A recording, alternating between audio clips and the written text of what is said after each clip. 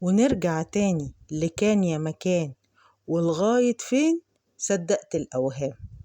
معاكم كوتش هالة سعيد، تنويم إيحائي وانتباه شعوري. من الأوهام الكبيرة قوي اللي انت مصدقها إن آلام جسدك ملهاش علاقة بنفسيتك، ملهاش علاقة بمراحل تغيرات مشاعرك، ومش مشاعرك لوحدها، دي مشاعرك عملت ميكس مع أفكارك، اتضربوا كده في الخلاط فطلعوا ميكس جديد اسمه آلام الجسد. شعور دخل عليه فكرة عمل لك مرض عضوي. الغريبة ان انت بتعيش ده تقريبا كل يوم. يعني لما بتزعل في حاجة في جسمك بتتحرك، لما بتفرح كمان في آلام عندك بتظهر، لما بتحب، لما بتغضب، لما بتتحكم، لما بتسيطر، لما بتحس ان انت في ضيقة وخنقة، لما بتسيب الامور خالص وتحس ان انت مش عارف تمسك زمام امورك. كل حاجة من دول وكل شعور من دول بيصاحبوا افكار بيتضربوا مع بعض ويدوك ألم. الألم مش شعور وبس، الألم حاجتين مع بعض دخلوا على بعض على الخط غلط. شعور خرج دخلت معاه فكرة غلط، هما اللي سببوا الألم ده، هما اللي سببوا الوجع ده. الوجع هنا مش بس وجع في القلب ولا وجع نفسي، لأ، ده مرض عضوي عشش في جسمك. وممكن جدا الطبيب العضوي يقولك ان هو مرض مزمن، بس الحقيقة ان هو مش مزمن ولا حاجة. الحقيقة ان انت اللي مختار انك تكمل بيه، لان انت لسه مصدق الوهم ولسه مصدق الكذب. كمل بقى كذبات. ليه بتشتكي من الوجع؟ وليه بتشتكي انك تعبان؟ وليه بتشتكي ان عندك امراض؟ وليه بتشتكي من حاجات وحاجات وحاجات وحاجات؟ ما انت لسه مصدق الوهم، مع انك عايش اللي انا قلته في الاول كل يوم، ولسه مش مصدق ان مشاعرك وافكارك هي اللي بتقودك، هي اصلا اللي بتفعل عندك حاجات كتير.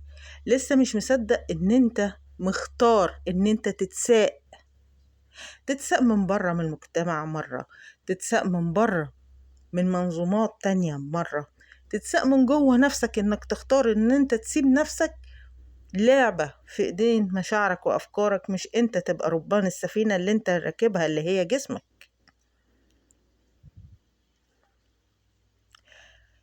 لو سمحت، اذا كنتش حابب تصدق ان انت في ايدك الاختيار، واذا كنت مش حابب تصدق ان انت اللي بتحرك كل حاجة من خلال افكارك ومن خلال مشاعرك، من فضلك اكفينا شر شكوتك.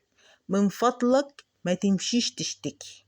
من فضلك ارحمنا واقفل بقك. انت مش كده كده قافل بقك من كتير قوي، مش كده كده مصدق الاوهام من كتير قوي، مش كده كده ماشي ومتساق من كتير قوي. بجملة بقى الانسياق اقفل بقك، ما تسمعناش شكوتك. اللي عايز يشتكي يشتكي عشان هو قرر ان هو يكون بني ادم، يرجع لفطرته الحقيقية، يعيش بني ادم حقيقي، يختار ان هو يكون صح، يكون كويس، يتعلم يعيش بني آدم، يعرف إن حلوله جواه، يعرف إن مفيش حاجة تعرف تهده غير نفسه، مفيش أي حاجة من بره تقدر تأثر عليه مهما حصل. يوم ما تقرر تعيش بني آدم هتلاقيني بقولك تعالى أنا هقبلك ككلاينت عندي. لكن يوم ما تفكر إن الموضوع موضة ويلا نجرب، هنصحك ما تجيش، لأني مش هقبلك. انا ما بقبلش عندي غير الناس اللي اختاروا ان هم يرجعوا للفطرة، اختاروا يعيشوا بني ادمين، اختاروا يصدقوا ان ربنا وضع فيهم قدرات غير عادية، مستنيين بس يرسموا طريقهم، مستنيين بس يعرفوا مفاتيحهم عشان يدوروها. وما تنسوش اللايك والمتابعة والاكسبلور.